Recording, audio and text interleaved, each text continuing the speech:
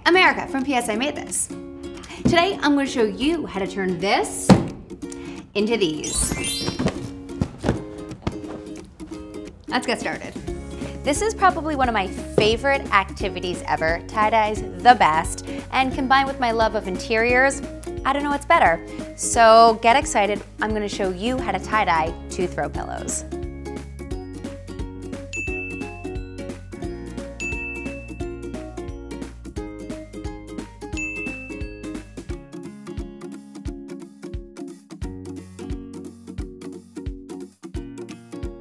This pattern here is going to give you a stripy patchwork effect. It's cool, trust me. All right, on to the next one. We'll do a spiral.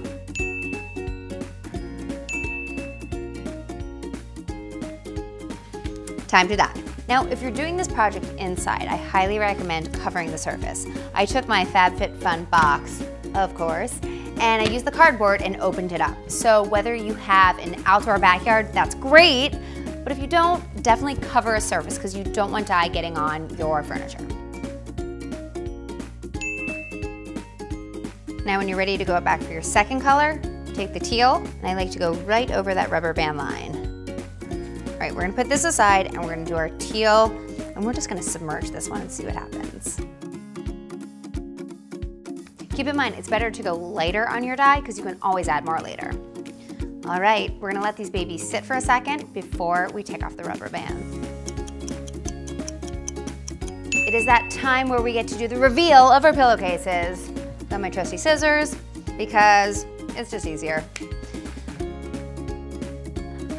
Ah, I love it.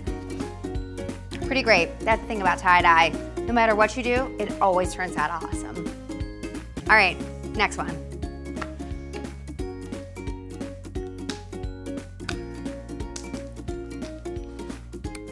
Whoa, super fun. Once these are totally dry, then get your pillow inserts and make some pillow magic.